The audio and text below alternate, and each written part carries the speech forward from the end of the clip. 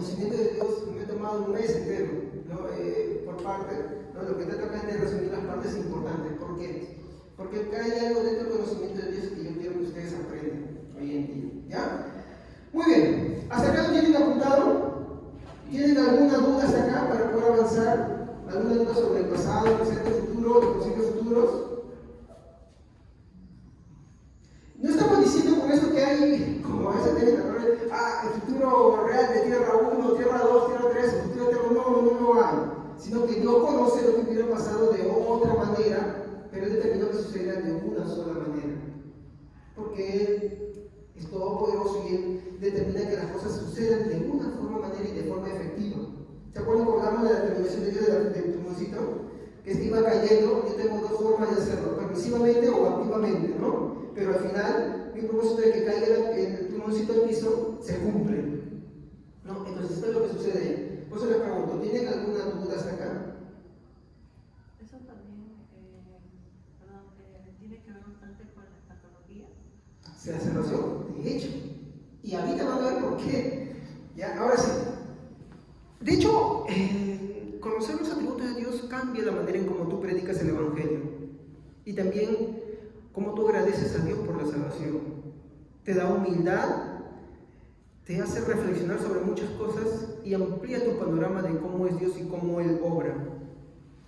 ¿Ya? Entonces, vamos a poner acá algo que quiero que vean este esquema, por favor, esto apúntenlo, por favor, no lo dejen pasar, esta esquema que es importante que lo sepan, ¿no? Cuando nosotros estamos hablando del conocimiento de Dios, ¿no? Acá está el conocimiento de Dios, ¿no?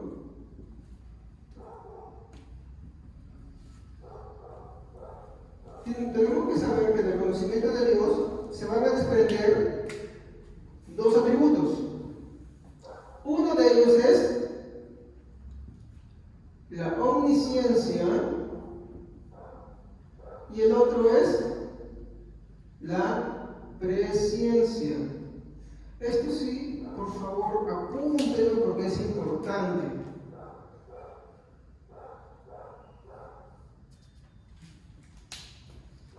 Todo esto está dentro del tema, el conocimiento de Dios, ¿no? Pero uno te habla de una manera y el otro te habla de otra forma. Y eso es importante que nosotros sepamos identificar, ¿ya? Entonces, cuando nosotros vamos a hablar de la omnisciencia de Dios, ¿qué quiere decir la omnisciencia de Dios? Bueno, que todo lo conoce o sabe. ¿Ya? Entonces, Dios todo lo conoce, todo lo sabe. Ahora, significa que Dios, como ustedes han dicho, no hay nada que esté oculto delante de Él, ¿no? Y esto tiene que ver mucho con... Voy a borrar esto para que me lo pueda desarrollar un poquito esta parte. ¿Ya? Aquí voy a poner esto para que ustedes lo vean. Entonces, decimos que todo lo conoce, ¿ya? Ya, muy bien. Pero cuando hablamos de la omnisciencia, hablamos de un conocimiento del tipo. ¿Qué es un conocimiento intelectual, hermanos? ¿Qué es un conocimiento intelectual? Digamos, cuando ustedes estudian un examen, ¿qué hacen? Cuando estudian, memorizan, aprenden, por ejemplo, estudian la Biblia y empiezan a conocer muchas cosas de la Biblia, entonces tienen un conocimiento de tipo informativo, ¿cierto? ¿No? Un conocimiento de todas las cosas, por ejemplo, yo miro esto de acá, yo digo, hay la iglesia, hay una pizarra, hay un...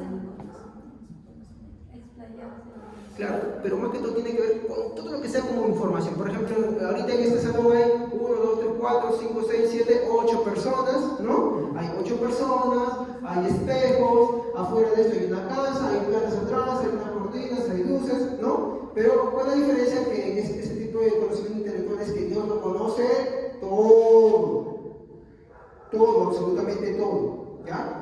¿Y por qué intelectual? Porque esto va a apuntar a algo.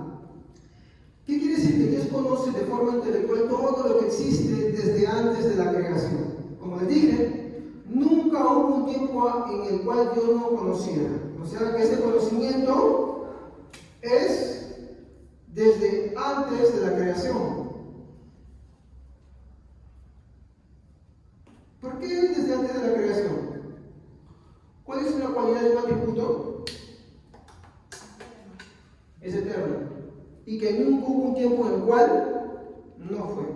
La forma como nosotros conocemos las cosas, los seres humanos, es diferente. Por ejemplo, si ustedes nunca han escuchado lo que les estoy hablando, ¿no? Ustedes están almacenando ahora nueva información, ¿sí o no? En el caso de Dios no es así. En el caso de Dios Él siempre lo supo todo. Nunca hay algo que Él no conocía, ¿ya? Muy bien. Entonces, nada escapa, y eso también tiene que ver, nada escapa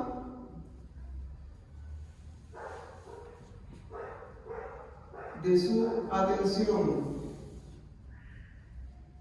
Nada escapa de su atención. No hay nada que se va, que esté por otro, por ejemplo, de mí escapa cierta información. Por ejemplo, yo no veo ustedes, pero yo no sé lo que piensan. ¿Sí o no? En el caso de Dios, no es así. Él no solamente sabe en una información todo lo que existe, lo que hay desde la eternidad, sino que Él sabe, incluso desde antes de la eternidad, mi hermano, lo que tú piensas.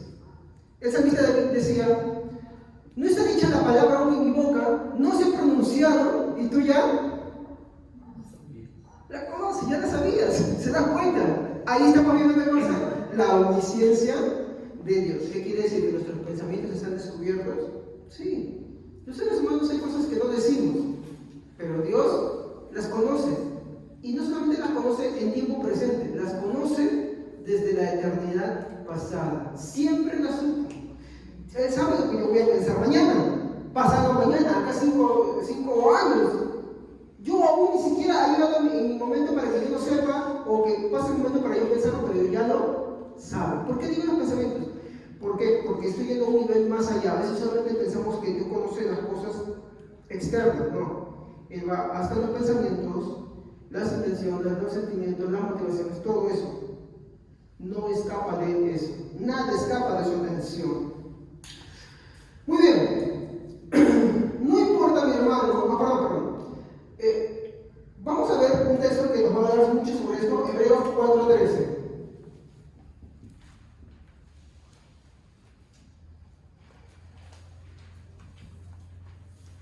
Creo que voy a hacer con negrito mejor.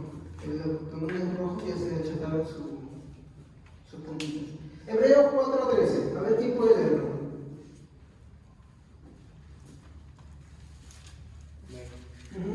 Y no hay cosa creada que no sea manifiesta en su presencia. Antes bien, todas las cosas están desnudas y abiertas a los ojos de aquel a quien tenemos que dar cuenta. Ok, yo quiero empezar a hacerlo. Nosotros ahorita tenemos ropa puesta, ¿no? ¿Qué pasaría si de pronto desaparece toda mi ropa?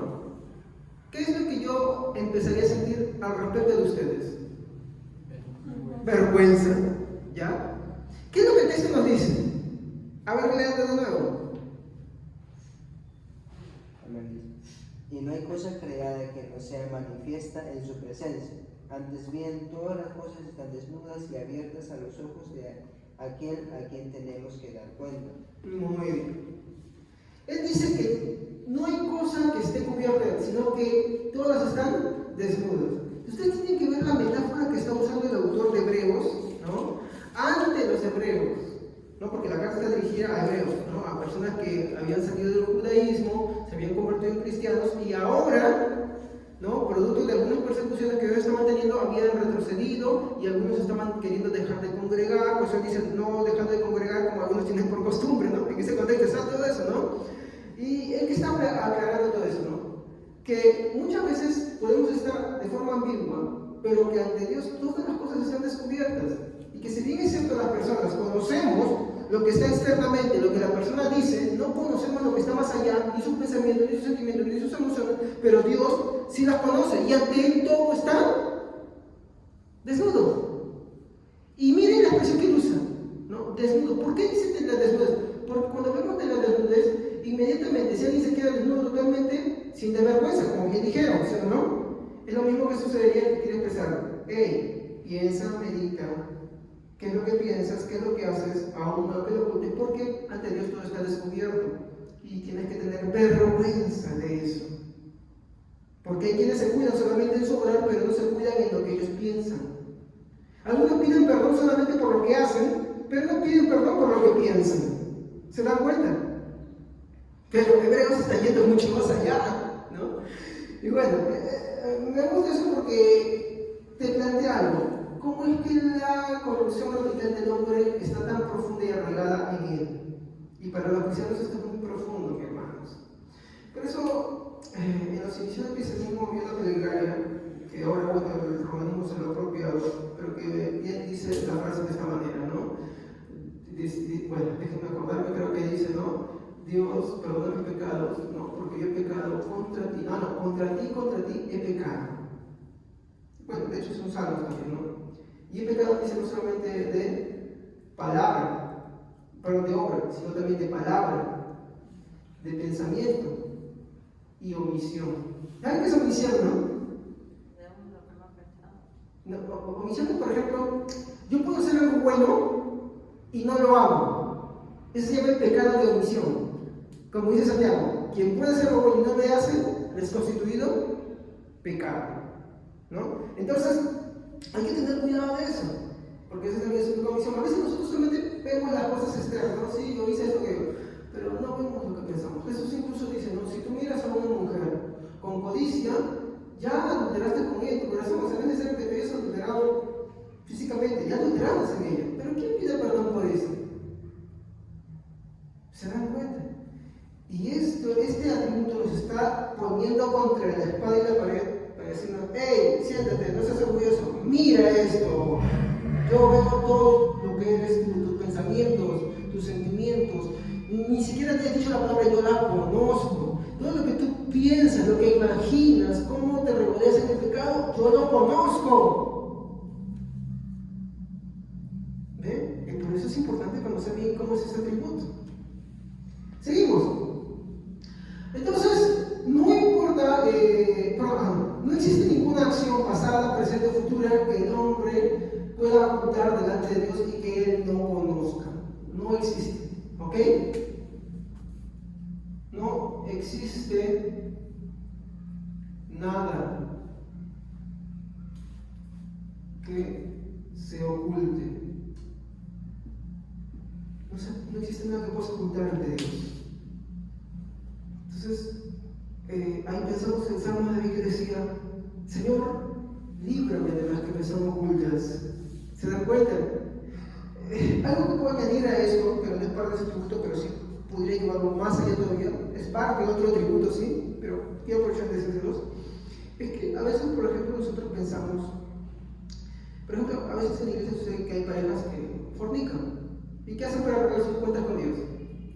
Se casan, ¿no? Dicen, ya arreglamos cuentas con Dios.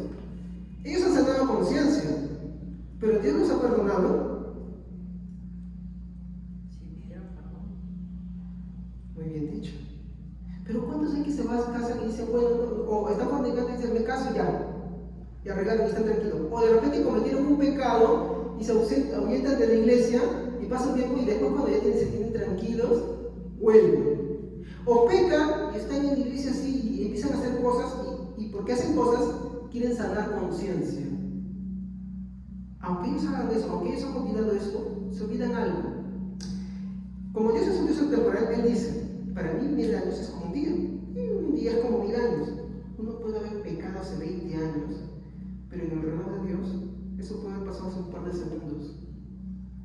Por eso el salmista David decía, líbrame de los que me son ocultos. Pues uno tiene que ir ante Dios, examinarse constantemente, pedirle perdón y volver a lo que dice el Sermón del Monte, ¿no? Pobre del Espíritu, Señor, si esto es así conmigo. Por eso que Martín Lutero tenía ese conflicto. ¿Cómo si el hombre es así? Es que él puede ser salvo. Incluso cuando él preparaba sus escritos, él agarraba y dice, pues se conoce como la locura de Lutero, tiraba el tintero y dice, Satanás, déjame tranquilo porque yo he sido redimido por Cristo Jesús. ¿Por qué? Porque si nos examinamos bien, el pecado está tan incrustado en el hombre y Dios ha dejado la única opción para él, que es Cristo Jesús. Solamente en él puede ser salvo. Pero eso solamente sucede cuando tú explores y ves el pecado, no solamente por las cosas visibles que tú haces, sino por las que están más allá, que para Dios sí son presentes. Si no, vean el sermón del monte cuando te hablan, por ejemplo, del adulterio hecho en el corazón, o el asesinato hecho en el corazón, o de dónde nacen las fornicaciones, adulterios y homicidios y todas las cosas, dicen, nacen acá. Dios desde ahí ya las ve. Aunque tú no me habías dicho, mira, aquí vamos pensando, se da cuenta, será más grande todavía esto. Muy bien, no me pongo más ahí porque si no, no acabaría.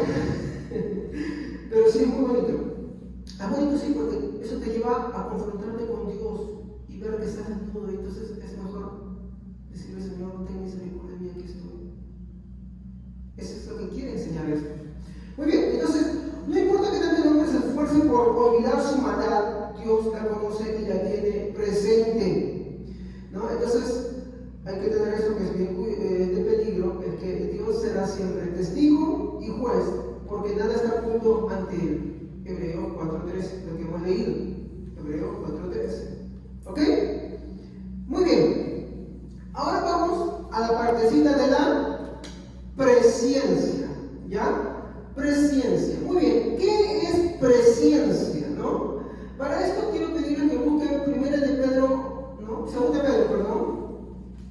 Segunda de Pedro, capítulo 1, versículo 2. ¿Me equivoco? Sí, está muy bien. ¿Ya?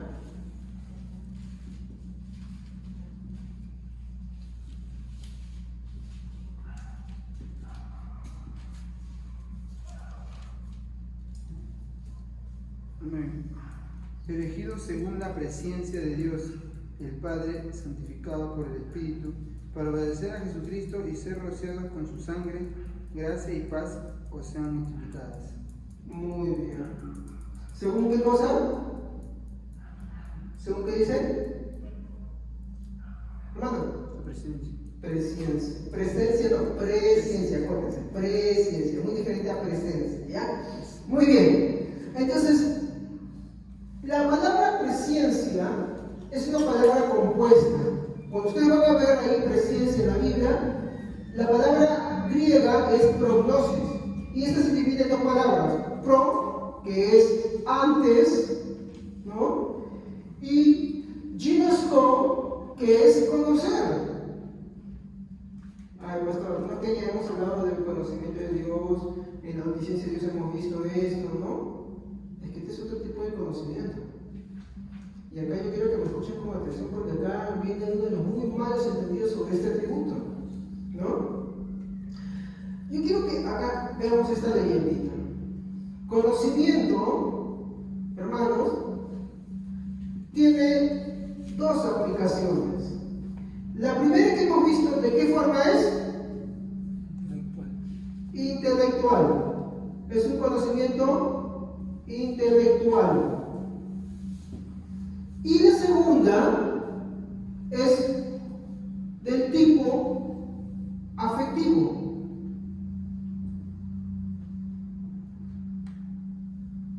Que designa. Cuando vemos, por ejemplo, el conocimiento intelectual, ¿no? Por ejemplo, citamos el Salmo 139, 1 al 4, en el cual dice que todo Dios lo conoce, ¿no?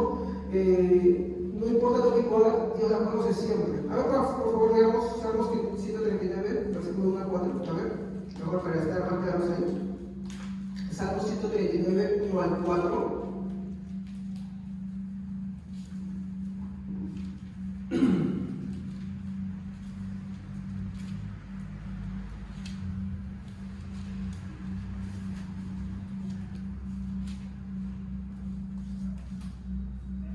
Salmo 139, versículo 1 al 4.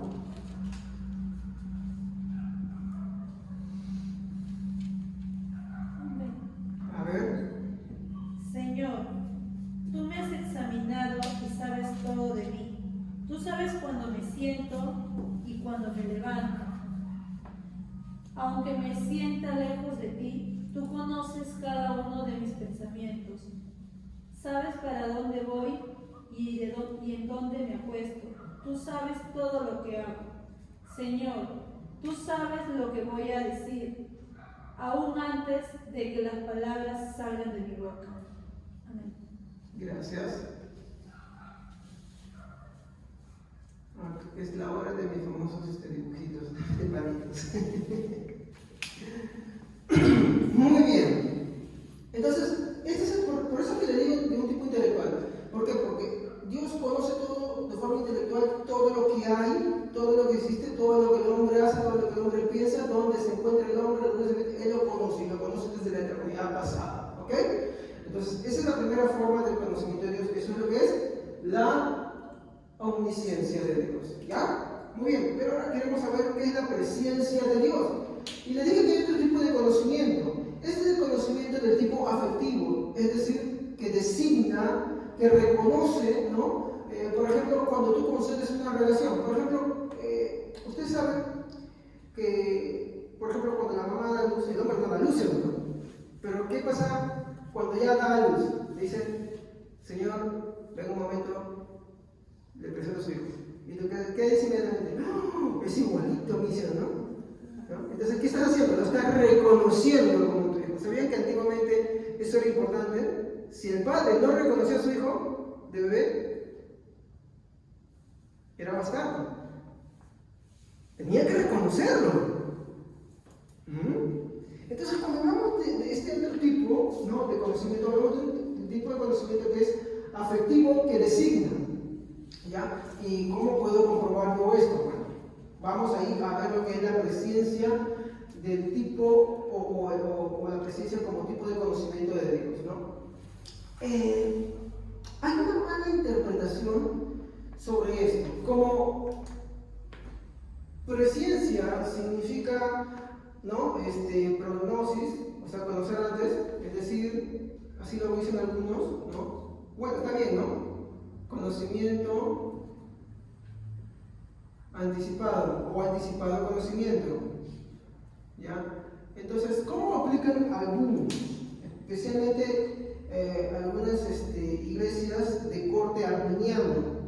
Te dirán, ¿qué es el arminianismo? No es el asunto de explicar ahora, pero sí vamos a explicar lo que ellos entienden por conocimiento anticipado. Ellos dicen, miren de esta manera, acá está Dios, ¿ya? Y acá está Javier. Entonces, Dios se encuentra acá en el pasado. ¿Y qué hace? Da un vistazo al futuro. Entonces, ve si Javier, ¿no?, va a creer, ¿no?, o no creer. Y cuando ve eso, se vuelve el pasado con esa información. Entonces, ¿qué hace? La predestina. Por eso dicen conocimiento anticipado. Ahora, yo quiero preguntarles, ¿qué errores le ven todos ustedes a esto? Que Dios está viajando en el tiempo. Ya, pero ¿qué implica que Dios viaje en el tiempo? Que está quitándolo uno de sus atributos. Está viendo que él va a hacer algo cuando la relación Que no conoce con Javier. Muy bien. Si Dios tiene que mirar al futuro para saber algo, entonces estamos diciendo que hay algo que Dios no conoce. Y si hay algo que Dios no conoce, ya no es Dios. Porque recuerden, los atributos son eternos. Eso tienen que entender. Entonces, cuando ustedes les enseñan, mis hermanos, porque van a encontrar eso, y que les hablan de los atributos, se lo pintan muy bonito. Pero usted le pregunta, discúlpeme, ¿los atributos de Dios son eternos o no son eternos? Y te dicen que no es eterno, huye de ese sitio. Huye de ese sitio. ¿Por qué? Escúchenme esto. Los atributos de Dios son su esencia, son Él mismo. Es una manifestación de Él. Es que para esto habría que hablar de la simplicidad, pero se los pongo a ver. Por ejemplo, el hermano Javier, él predica con un cuaderno, porque él toma notas de lo que él predica siempre, ¿no? Es parte de lo que yo soy, ¿no? No me puedes desligar de mí, es mi forma de ser, ¿no? Y te habla de cómo soy yo. De esa misma manera, sus atributos te hablan de cómo es Dios. Si Dios es eterno, sus atributos tienen que ser eternos. Ahora, ¿esto es correcto porque el hermano Javier lo está hablando ahora? No, porque si ustedes revisan la teología antigua, mi hermano, la teología de los primeros reformadores, se van a dar cuenta que así es como se definía. O cuando van a los padres apostólicos, también van a encontrarlo de esa misma manera, también. ¿No? Cuando hablan de padres apostólicos, no hablo de los padres curas de la iglesia, no. Hablan de los discípulos de los apóstoles, ¿no? Los discípulos de Pedro, de Juan, de Pablo, porque ellos tuvieron discípulos, ¿no? Y ellos dejaron ciertos escritos, que no son el mayor y el estándar de la Biblia, pero te dan a entender cómo ellos entendían las cosas que les habían sido enseñadas, ¿ok? Entonces, el primer punto que vemos acá raro es que hay algo que Dios no conoce. ¿Ven algo más acá raro? ¿De qué estamos hablando acá? Presciencia. Ya, buen punto para agarrar también, pero vamos primero por este. Presciencia. ¿Qué hemos dicho? Del conocimiento de Dios se desprenden dos atributos, ¿no? ¿El primero qué es? ¿Y de qué trata? Y si Dios está en el pasado y tiene que empujar al futuro, ¿qué tipo de conocimiento sería? Digamos que eso es cierto. Y no se supone que eso ya era la omnisciencia, pero ¿por qué no están hablando en la presciencia? ¿Que se está repitiendo? Entonces ahí está la falla. Entonces, ¿qué hacen mucho cuando encuentran esa falla? Anulamos ese atributo. ¿Se dan cuenta? No hablamos, nos callamos y bueno, vamos a poner a Dios de esta otra manera.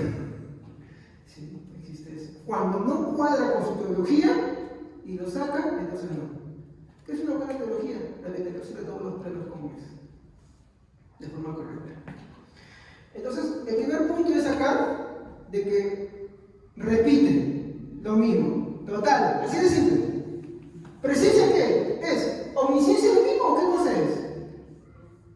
No, no es lo mismo. Es también un conocimiento, pero es de otro tipo. Ya no es de tipo de información, porque recuerden, esto es omnisciencia, que Dios conoce todas las cosas, ¿no? Conoce todas las cosas. Si es que la presencia es también ese tipo de conocimiento, estaría repitiéndose lo mismo que la omnisciencia, y no es así. Ese es un buen ejemplo. Yo he visto eso muchas veces aplicado y no es así. Otro, como explicado, como dijo bien, el tiempo. ¿Cómo es que esto que Dios tiene que viajar en el tiempo y esto? No. Voy a ponerlo acá. ¿Han escuchado ese atributo que habla de que Dios es omnipresente? ¿No? Y que muchas veces usamos el término, no, es que Dios se aleja y Dios se acerca. No es así. Cuando la Biblia habla, dice que en Él subsisten todas las cosas. Póngase a pensar usted como cuerpo. Usted tiene organismos que no son parte de su cuerpo, que viven de usted y que sin usted no podrían subsistir. Sí, ¿sabían ustedes? En nuestro cuerpo tenemos, sí, ciertas bacterias, incluso virus que están ahí, que viven con nosotros, ¿no? Están ahí. Algunos hacen simbiosis incluso, o sea, te dan algo de beneficio y todo eso, ¿no? Ya, muy bien. Pero si muere la persona, ¿qué pasa con esos organismos? Muere. Dios es omnipresente. Nosotros vivimos en Él. Por Él subsistimos. No hay nada que esté fuera de su alcance. Más bien, por Él subsisten todas las cosas. Ahora, eso no es el panteísmo, ¿no? Que el panteísmo te dice, ay, la pizarra es Dios, el animalito es Dios, tú eres Dios. No, eso no. Así como las bacterias no pueden ser el hombre, ¿no? ¿Entiendes? De la misma manera, el hecho de que yo soy omnipresente no quiere decir que al hombre lo identifiques, o a las plantas las identifiques, o al animalito lo identifiques, por favor. No es así. ¿Estamos? Hay que aclarar eso. Pero, ¿qué es lo que estoy diciendo con eso? Como Dios es omnipresente, el tiempo está dentro de Él, así como la creación de Él. Y cuando la Biblia dice que Él acerca su rostro o se aleja, Él no puede irse, porque su presencia está en todo lugar. ¿Qué es lo que sucede? Es que algo de sus atributos se está manifestando. Por ejemplo, cuando dice misericordia, piedad, cuando se aleja, está observando. Y en otras, ¿qué manifiesta? Su justicia. Pero siempre está presente. Algo está manifestando. Justicia, misericordia, ira, bondad. Algo está manifestando, pero está mostrándolo. ¿no? Entonces esa es la forma cuando dice, no, Dios acerca de nosotros, no es que Dios se aleje, ¿no? Por ejemplo, en la cruz del caballo, cuando Jesús dice, no, Padre, Padre, ¿por qué me desamparaste? ¿Es que el Padre se fue? No. ¿Qué estaba sucediendo con Jesús y con el Padre? ¿Qué estaba experimentando Jesús ahí? El infierno. ¿Y qué es el infierno? El hecho de que Dios no está mostrando ahí su amor, su divinidad, sino está mostrando qué cosa? Su justicia y su ira. En Cristo se estaba manifestando ahí en ese momento en la cruz del Calvario la justicia y la ira de Dios. Y Jesús, que siempre había gozado y disfrutado del amor de su Padre, ahora ya no. Por causa de nosotros, estaba qué cosa?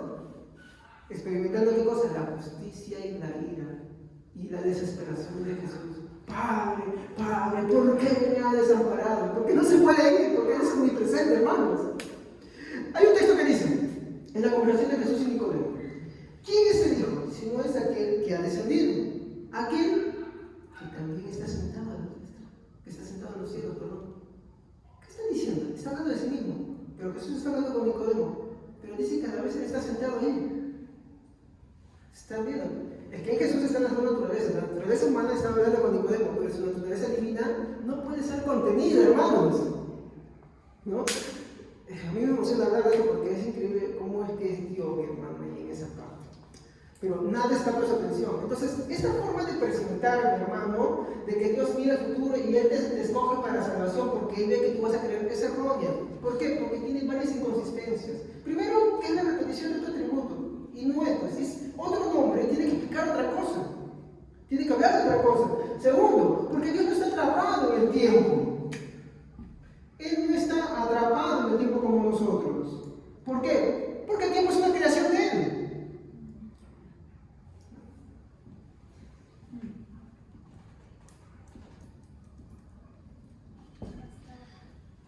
Tengo una pregunta. Dígame. ¿Qué diferencia hay entre la presencia y el molinismo? Solo te explicó lo que sí. Ya. No, cuando hablamos del molinismo, podríamos hablar de la omnisciencia. ¿Ya?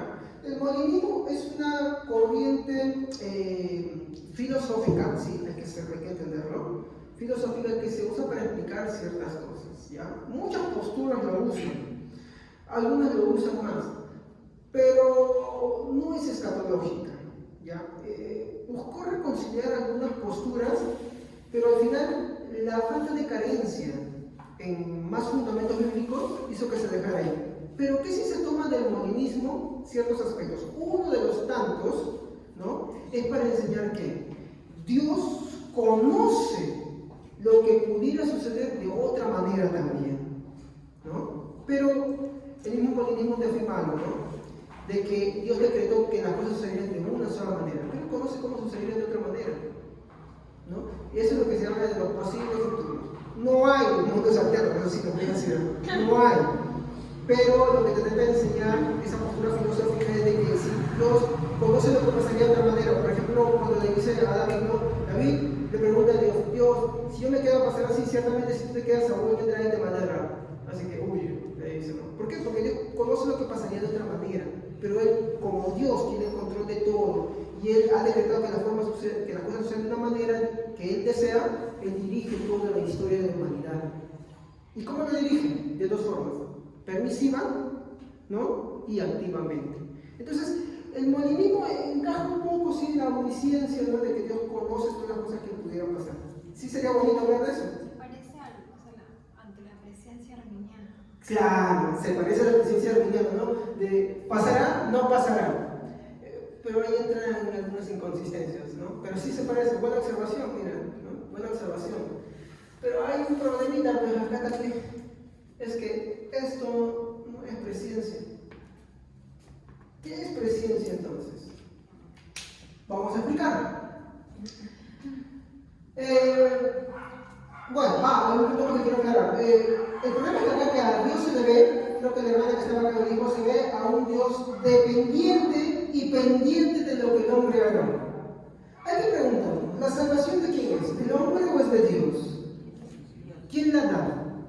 ¿El hombre o Dios? Dios es su creador, Dios es su dador. ¿Y acá cómo ven ustedes a Dios?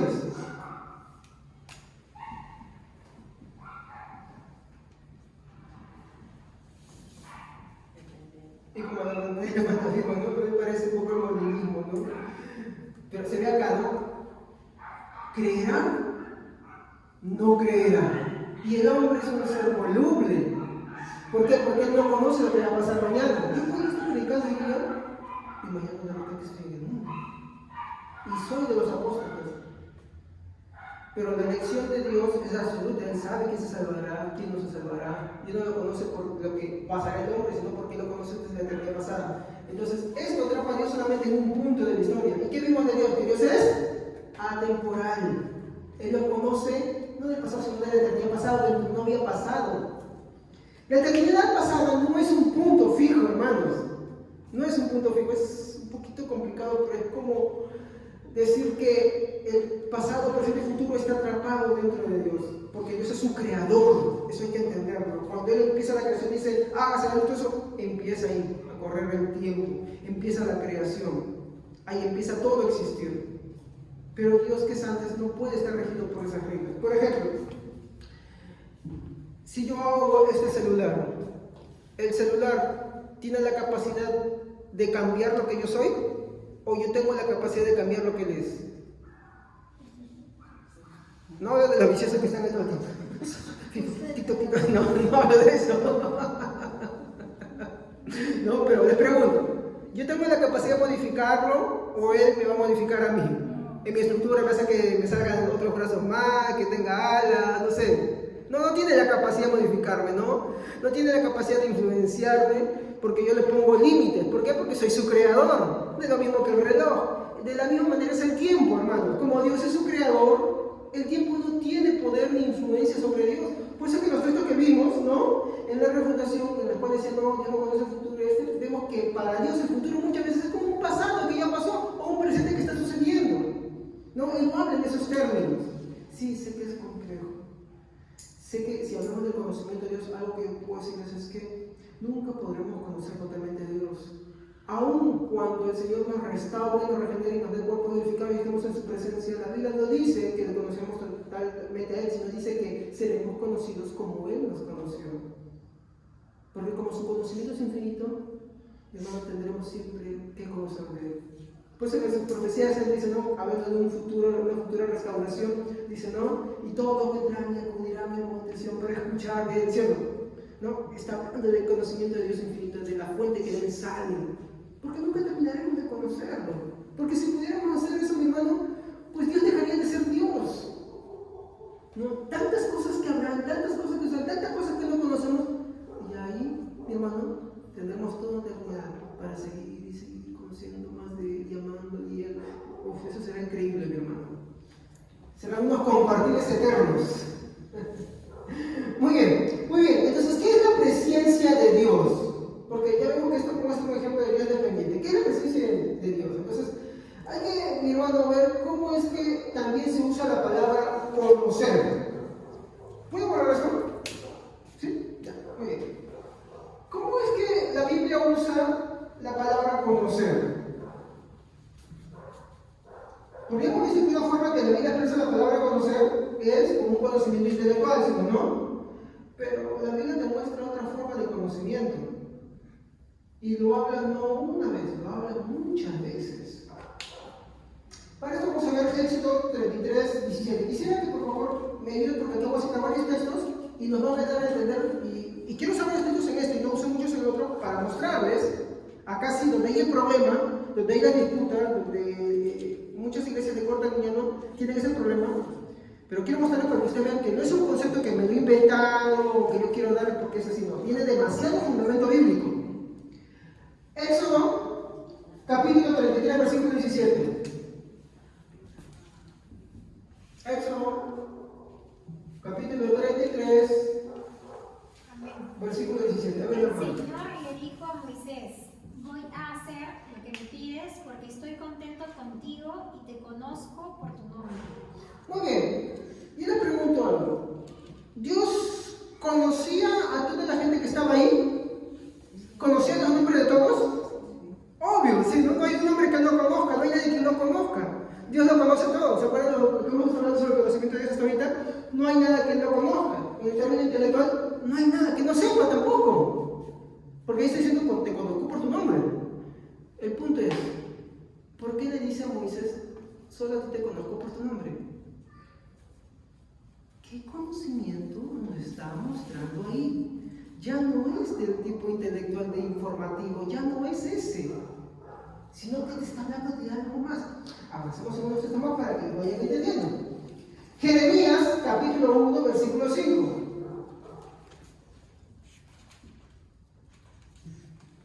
Jeremías, capítulo 1, versículo 5.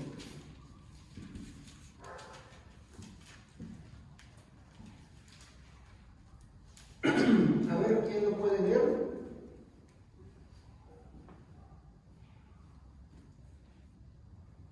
Jeremías, capítulo 1, versículo 5. Amén. Antes de que yo te formara en el vientre de tu madre, ya te conocía. Antes de que nacieras, ya te había elegido, para que fueras un profeta para las naciones. Pregunto, ¿Dios no conoce a todos los bebés? ¿Dios no conoce a todos los neonatos? ¿No los conoce incluso antes de que ellos estén en el vientre de su madre? ¿No los conoce incluso antes de la fundación del mundo? ¿Y por qué le dicen a Jeremías que lo conocía desde el vientre de su madre? ¿Se dan cuenta de esa preguntita? Vamos un poquito ahora a Amós 3:2. Dense cuenta que ya no está hablando de un tipo de conocimiento informativo. Ya no está hablando de ese tipo de conocimiento, sino otra forma de conocer. Amós, capítulo 3:2. Dice, en la tierra existían muchas familias, pero solo a ustedes los elegí para ser mi familia. Por eso tendré que castigarlos por todas sus maldades. ¿Se acuerdan, hermanos? Hermanos, ya acá me ponía demasiado. ¿Se acuerdan que yo les dije acá que hay otro tipo de conocimiento que es afectivo, que designa? ¿Cuál es la otra palabra para designar?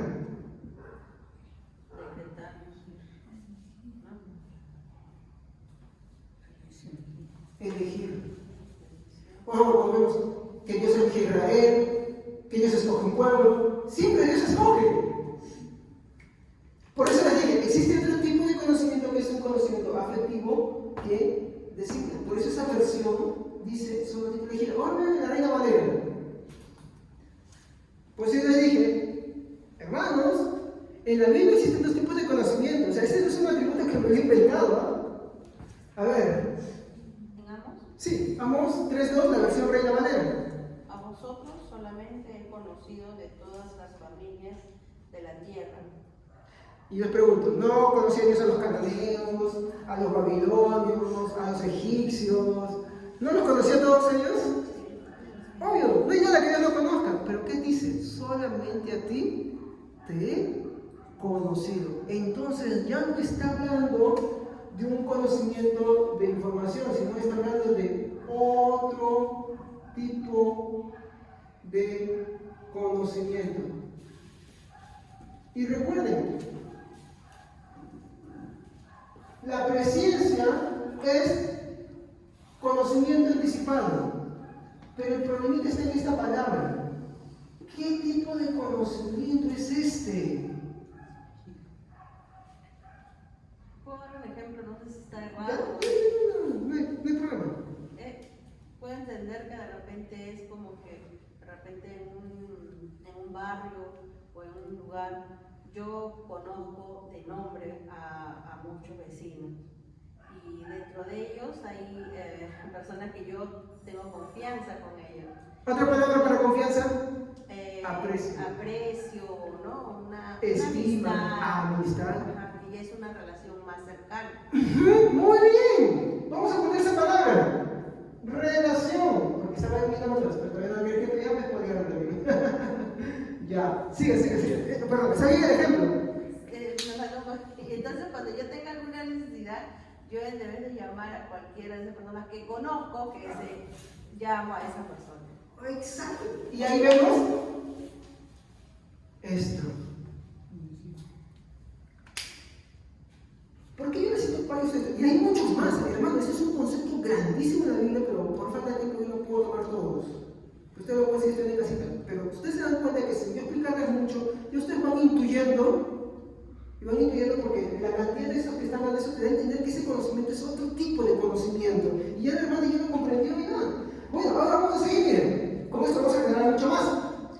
Pero eso va hasta un punto mayor todavía. Mateo capítulo 7, versículo 23. Sí, Mateo 7, 23. Dentro de este mismo. Amén. A ver. Entonces les diré claramente, nunca los conocí, apártense de mí, porque ustedes se dedicaron a hacer el mal. La Biblia, hablando de ese contexto, dice que en aquel día posterior, muchos le dirán, Señor, Señor, no hicimos esto, aquello, que está hablando ya no es Jesús que se encuentra en ese momento, sino en el último día, en el día postrero, ¿no? Eso para nosotros todavía no ha sucedido, pero la palabra que él dice ahí es, apartados de mí, nunca los conocí. Jesús es 100% hombre, pero también es 100% Dios. Jesús, como Dios, ¿hay algo que no conozcan? Porque Él es Dios. Y Dios todo lo conoce. ¿Sí o no? Todo lo conoce. Pero ¿por qué le dice, apartaos de mí? Nunca os conocí. Si decimos sobre la omnisciencia que Él no conoce a esas personas, estamos quitando ese atributo, entonces dejaría de ser Dios. Y no es así. Tiene que cumplirse ese atributo porque Jesús también es Dios. Es 100% hombre, 100% Dios. Entonces, cuando él dice, no os conozco, ¿a qué se refiere? No te conozco. Es como decirte, tú puedes conocer a alguien y decirle, te desconozco. No comparto tiempo con él. No mantienes. Una relación. Exacto. Porque pues el tiempo. ¿Ya se dan cuenta cómo va armando todo? Seguimos. Primera de Corintios 8:3.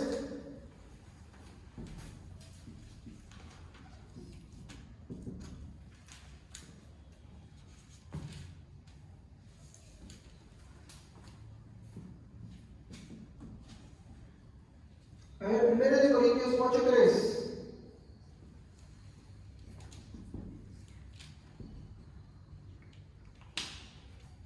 Amén. Pero el que ama a Dios es conocido por Dios. ¿Se dan cuenta cómo está usando el juego de palabras acá? El que ama a Dios es conocido por Dios. Pregunto otra vez, ¿hay algo que Dios no conozca? Entonces esa palabra conocer la está aplicando en otro sentido. Segunda de Timoteo, capítulo 2, versículo 19. Y cuando dice acá, ¿no? Pero si alguien ama a Dios, Dios lo conoce. El amor que para poder amar a Dios proviene del mismo, ¿verdad? Que Él pone en nosotros. Obvio. Que no a todos da ese amor. Dice que para poder amar. Es que hay personas que buscan a Dios por otros intereses. Si bien es cierto, Dios usa muchos medios, a veces uno viene porque tiene muchos problemas, el esposo lo dejó, perdió la familia, la desgracia, la necesidad, la escasez, aceptación, tantas cosas uno puede venir por Dios, pero hay que entender que si bien esos son medios que a veces Dios usa, ese no es el fin para acercar a Dios. ¿Entienden? Ese no es el fin. ¿Por qué? Porque ese es un interés y ya no es lo que Dios quiere. Porque recuerden que para ser salvos, uno no es que sea salvo porque quiere huir de este mundo, eso también es la gente que vive afuera y quiere una vida moral. No. Para ser salvo, ¿qué se necesita? Creer en Jesús, confiar en Él, arrepentirse ante Él. A Él, antes de irse a esta vida carne, uno tiene que morir en un estado en el que tiene que vivir. Reconocerlo a Él como absoluto Salvador. Ese es el estado en el que tenemos que vivir, ¿no? Entonces, para poder tener el amor de Dios, no el humano, la Biblia dice que ese amor es un don de Dios. Léanse Corintios 13. Cuando habla de Corintios 12, usted va a ver que hay muchos dones, pero ¿cuál dice que es el mayor? En el final del versículo, en el capítulo 12. Y el mayor de todos es el amor. Y en el capítulo 14, cuando explora, que nos muestra que si bien se te tantas cosas y todo eso, ¿no? El amor es mayor que ellos. Porque el amor también es un don de Dios. Porque recuerden, Dios es, porque esos son sus atributos. Por eso es el mayor de todos. Y por eso dice, las lenguas, las profecías, todo eso dejarán de ser. Pero el amor nunca deja de ser.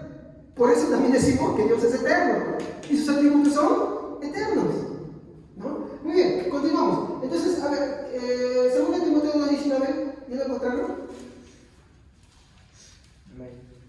Pero el fundamento de Dios está firme, teniendo este sello. Conoce al Señor a los que son suyos, y apártese de iniquidad todo aquel que invoca el nombre de Cristo. Conoce a Dios a los que son suyos. Y si tú afirmas que tú conoces a Dios, Dios te dice, apártense de iniquidad todo aquel que invoca el nombre del Señor. ¿Qué es lo que nos está diciendo acá otra vez? ¿Acaso es que Dios no conoce a todas las personas? Dios no conoce tanto al creyente como al incrédulo, no lo conoce, sí lo conoce a todos. Pero ¿qué es lo que te está diciendo acá? Es que, mi hermano, hay una relación entre ser conocido por Dios y ser amado por Dios. ¿Entienden? Hay una relación muy estrecha entre ser conocido y ser amado por Dios. Hay eso también se puede similar a lo que conocer cuando habla en el matrimonio, que dice y conoció a su esposo, y está hablando de una relación íntima que se conoce, ¿no? Claro, y justo eso son los ejemplos que voy a tomar ahora. No, pues está bien, hermana. Yo le agradezco porque eso me gusta, que la gente participe, que esté dispuesta y que esté con esas ansias. Eso es muy bueno. Eso es muy bueno, eso nos ayuda a nosotros. No se preocupen, a mí no me molesta que me spoileen, hermano. A mí me gusta eso porque quiere decir que lo que estoy transmitiendo está siendo captado. De hecho, esa es la dinámica que me gusta en las iglesias. Muy bien, vamos a ir a ese ejemplo. Por ejemplo, Génesis capítulo 4, versículo 1. Ahora sí, ahí vamos a ver lo que la hermana nos dijo. ¿No? Génesis capítulo 4, versículo 1. ¿Qué nos dice ahí?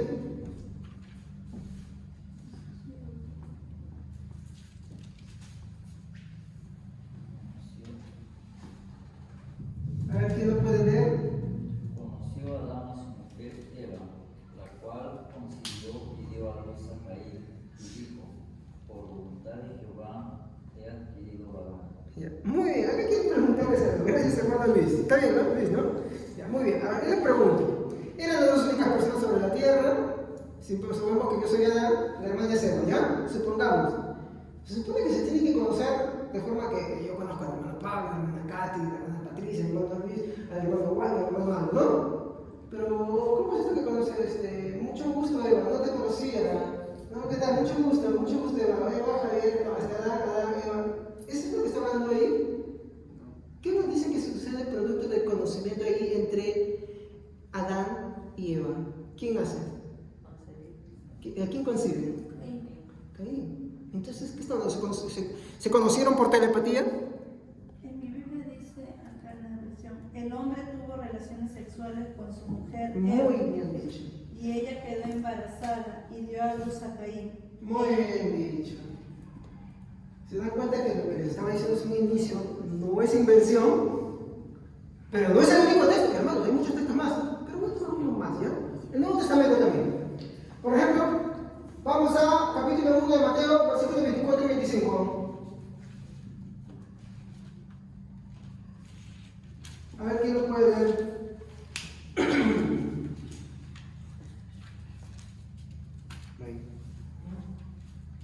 Y despertando José del sueño, hizo como el ángel del Señor lo había mandado, y recibió a su mujer, pero no la conoció hasta que dio a luz a su hijo primogénito y le puso por nombre Jesús. Miren acá, les voy a hacer la diferenciación. Acá el hermano, vamos a poner al hermano Bernabé, ¿ya? Y es la hermana María.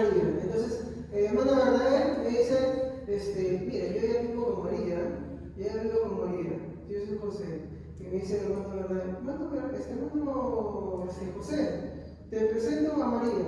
María te presenta a José, yo lo conozco, que le digo, hola María, mucho gusto, ¿qué tal? Soy José, mucho gusto. ¿Eso me está diciendo ahí? ¿Acaso no se conocían ellos? ¿Acaso no existía el desposónico antes y después se conocía la gente? Entonces, ¿de qué está hablando ahí? Bueno, si vamos a Lucas, nos dice, ¿no? Cuando María le dice, ¿y cómo será esto que no conozco varón alguno?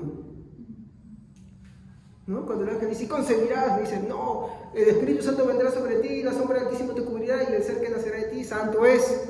Entonces, otra vez no nos está hablando de un conocimiento de información, sino de un conocimiento del tipo de relación, que es un conocimiento afectivo que designa, es decir, que elige. Y ahí sí ya nos cuadra, porque ya no es un conocimiento de información, sino que es otro tipo de conocimiento. ¿Y qué es este tipo de conocimiento?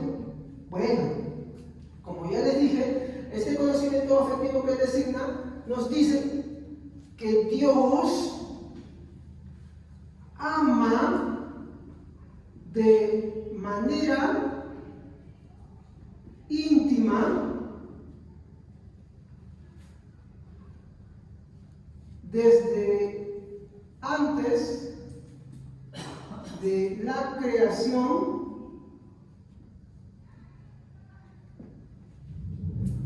a algunos.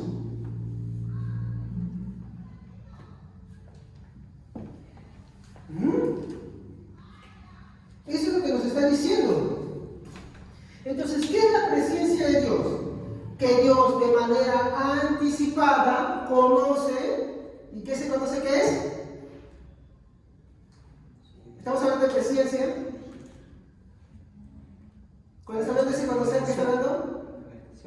Y esa relación que nos habla de un amor íntimo, como por ejemplo el amor que hay entre esposos, ¿no? Cuando se aman, ¿no? Se aman el uno al otro, hay un amor íntimo entre ellos, que no es un amor que hay con los demás. Entonces, ¿qué nos está diciendo la presencia? Que Dios conoce, ahí sí se aplica, porque ese amor no lo tiene por todos. Hay algo que les digo a las personas, cuando hay cristianos irresponsables en la iglesia, les digo, mira, tú tienes que poder pensar, Dios te amó a ti y te permitió conocerlo, pero tú puedes ser como aquella persona que vive tranquila en la calle y que de repente nunca conozca a Dios por más que le prediquen. ¿Qué hace la diferencia entre uno y otro? Que a uno Dios lo amó desde antes de la fundación del mundo. Y Dios pudiera no haberlo hecho contigo.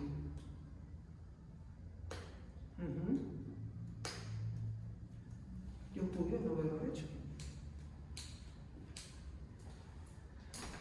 La presencia de Dios, presencia de Dios, enseña que Dios ha elegido de forma soberana a quienes amar.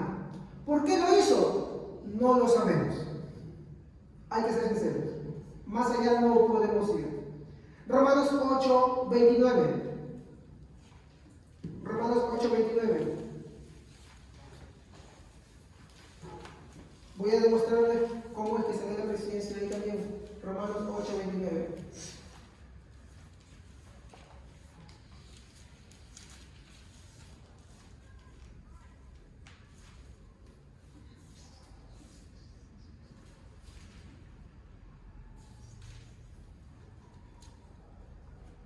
Romanos 8:29. Porque a los que antes conoció, también los predestinó, para que fuesen hechos conformes a la imagen de su Hijo, para que Él sea el primogénito entre muchos hermanos. Ese texto que nos dice, ¿acaso dice que Dios no conoce a todo el mundo? Entonces no podría ser la omnisciencia, tiene que ser la presencia. Porque la presencia dice que Él conoce de manera afectiva a algunos a los que Él decide amar. Pongo esto. ¿Tú te casas con todo el mundo o te casas con una sola persona? ¿Y cuál es el móvil para casarte con esa persona? El amor. Así funciona la presencia. Esa es la presencia, hermanos. Ahí, ahora sí, nos cuadra. Ahora, me lo inventé, esto no es parte de la teología clásica, hermanos, sino que, como les digo, y eso les quiero compartir en modo de reflexión, es una teología olvidada, despreciada, porque no cuadra con las teologías modernas o muchas de las teologías liberales. Entonces, eso sería todo lo que nos puedo enseñar. Eso es lo que es el conocimiento de Dios, que se divide en la omnisciencia de Dios, que es el conocimiento informativo, intelectual de Dios, que conoce todas las cosas, y la presencia, que Dios conoce de manera anticipada a quienes va a amar, o sea, que Él establece una relación con los que Él va a amar. Y esos a los que Él presenta para eso, terminan creyendo en Él. creen en Él al final. ¿Por qué? Porque Dios los amó. Él les dio su amor a ellos para que puedan amar. Por eso Juan dice, ¿no? En su epístola, no es que nosotros le hayamos amado al primero, sino que Él nos amó a nosotros primero. Esa es la presencia de Dios. ¿No? Y bueno, eso es lo que, bueno, su servidor les puede compartir sobre el conocimiento de Dios. ¿Ok? Quisiera orar por ustedes, por este tema. ¿Amén? Padre, muchas gracias por haberme permitido compartir este